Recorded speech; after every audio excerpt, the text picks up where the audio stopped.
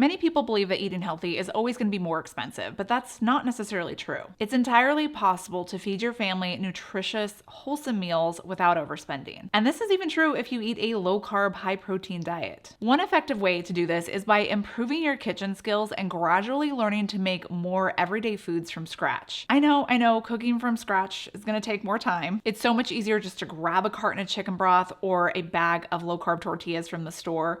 But honestly, cooking your own is going to be better for you, plus it's going to save you money in the long run. One thing that I've been making from scratch for years is bone broth. I usually cook up a batch of chicken or beef broth. That's my two broths that I usually try and make. But I have done a trotter broth, which is using pig feet, and it's actually delicious, especially in soups. But I love making my own bone broth. It's actually so easy and it tastes a million times better. Plus, it's loaded with collagen, amino acids, gelatin, just so many more nutrients and vitamins than the kind that you find in the carton at the store. I mean, just look at this. I mean, look at that. Jiggle, jiggle. It folds. I like the way you wiggle, wiggle, for sure. I mean, that shows you how gelatinous and nutritious this is. And you can't get that from anything that you buy at the store. You got to make it on your own. And it's really easy to do. So I'm going to show you. Now, one of the reasons why making broth is so easy is because I use my slow cooker. Now, some people will use their Instant Pot, but I don't feel like it gets as good enough broth because you really need the time that a slow cooker provides, that slow cook for 24 to 48 hours where it's going to just leach out all of those nutrients from the bone and into your broth. I have a recipe on my website for chicken bone broth that I use all the time, but my new cookbook is going to have the recipe I use for beef bone broth.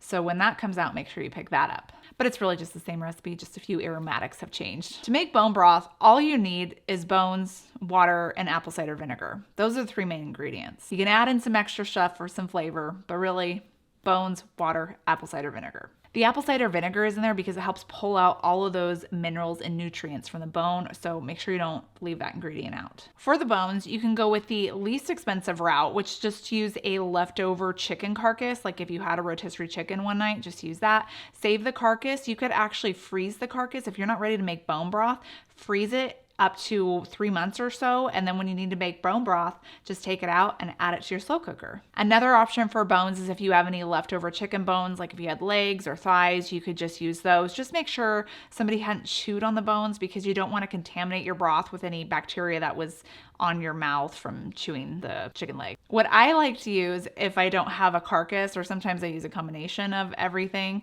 If I don't have a carcass though, I like to just get chicken feet and chicken necks, and I get those from US Wellness. I'll have them linked down below in the description box, but chicken feet actually provide some of the most gelatinous broth that I've ever made. It sounds gross, and trust me, it looks a little strange and kind of creepy when you're cooking it, but they're really good. If you're making beef broth, I usually use beef knuckle, marrow bones. You could even get soup bones if your supermarket has those. A lot of times I'll add in some oxtail because I usually have some of that in the freezer.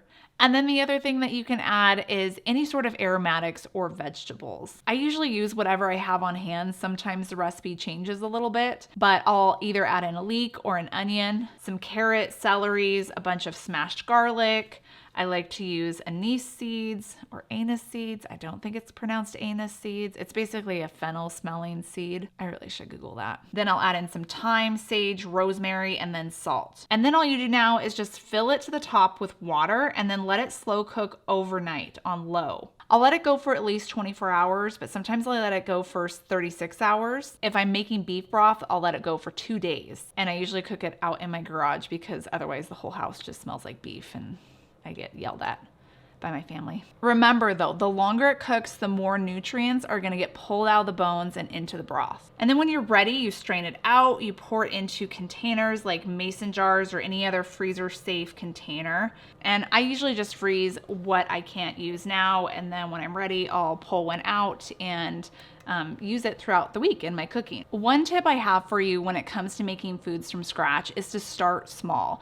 Don't try to make everything from scratch all at once. Focus on one item at a time and then build from there. Once you're comfortable with one homemade staple, or you filled up your freezer with one homemade staple like homemade bone broth, then you can move on to the next staple. Over time, you'll be able to provide simple whole food based meals without the added junk, and all while staying on budget. Last year for Christmas, my husband got me this bread Breville espresso machine. He did it because apparently I was spending too much money on coffees from Starbucks. But with the amount of coffees that I've made with this thing, it's paid for itself. I like to make my own lattes and cappuccinos most of the time, but it is so much easier to make my own peppermint mochas from home and cheaper too. And I do it by using a packet of mint salt by Element Electrolytes, who is my sponsor for this video. Element is my go-to electrolytes. Everyone needs electrolytes. I mean, they're essential for all the functions in our bodies, like fluid balance, muscle contractions, nerve conduction, and their chocolate salts are some of my favorite. This medley pack has 3 different flavors: chocolate mint, chocolate chai, chocolate raspberry. Like I said, I'm making a peppermint mocha, so I'm using the chocolate mint today.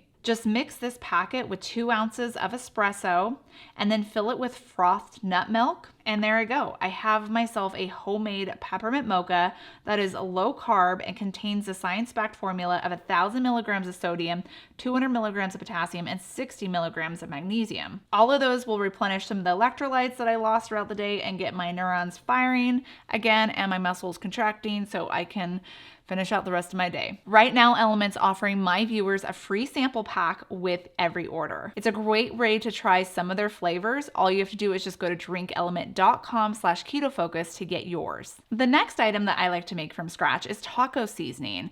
And this too, I can make up in bulk. I prefer to make up my own taco seasoning because not only is it going to be less expensive, but many of those packaged taco seasonings have just weird filler ingredients in there, like cornstarch. I've seen flour, sugar. It's just stuff that doesn't need to be in taco seasoning. Plus, I like the flavor of mine better. It just tastes fresher. To make your own, all you need is a tablespoon of chili powder, 1.5 teaspoons of ground cumin, a teaspoon each of salt and pepper, a half a teaspoon of paprika, a 1/4 teaspoon of cayenne pepper, and a 1/4 teaspoon of garlic powder, onion powder, and red pepper flakes. Oh, and oregano, a 1/4 teaspoon of that. Now this would be enough to season just a pound of ground beef if you're making taco meat, but you can double, triple, or quadruple this recipe and you'll have enough to make several batches of taco meat. Another food that I've been making a lot from scratch that helps with meal prep throughout the week is shredded chicken. There's times when I'm super lazy and I'll just buy the pre-shredded chicken at the deli counter at the grocery store, or might be in the freezer section too.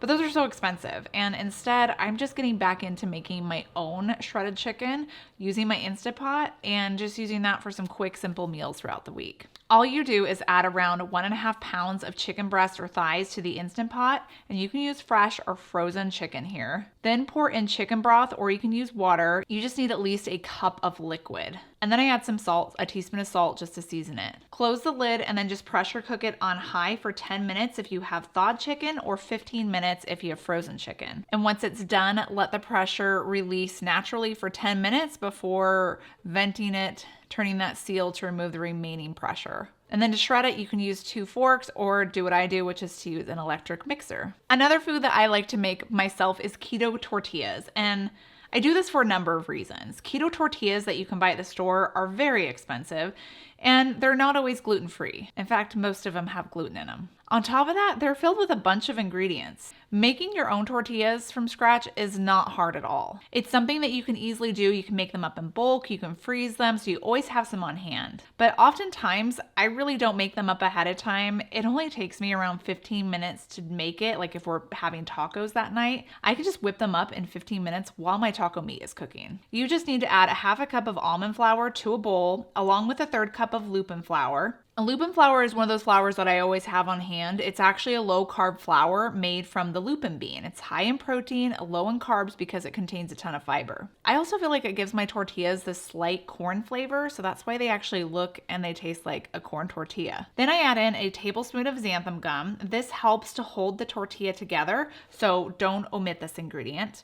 And then a 1/2 teaspoon of salt for flavor. After that's mixed, stir in 6 tablespoons of water and then mix it with a fork or your hand until it's combined. When it comes to flattening these tortilla shapes, I think it's easiest to use a tortilla press, but you certainly could use just a rolling pin, rolling the dough in between 2 sheets of parchment paper. Divide the dough into 8 even balls and then sandwich 1 ball in between the parchment circles and smash. This will make around a 4 to 5 inch tortilla. Then you just repeat this with the rest of your balls to make up the rest of your tortillas. Once you're ready to cook them, you just heat them up in a nonstick skillet on high heat. Don't add any oil. You don't need oil. It needs to be cooked in a dry skillet. To remove the tortilla from the parchment paper, the easiest way to do this is to carefully peel off one side of the parchment paper, return it, flip it, peel off the second side, and now it just easily releases. Then you add the tortilla to the preheated skillet and let it cook for 30 to 60 seconds or until the underside of it starts to brown. And then you'll flip and you'll cook the other side for 30 seconds. The thinner you get these tortillas, the better they turn out. And like I said, the tortilla press makes the perfect size and thickness tortillas. So it's a good investment. I really do think that these are the best tasting and most authentic keto tortilla out there. And if you want to learn how to make some more homemade foods from scratch, click right here because I show you how to make homemade keto yogurt.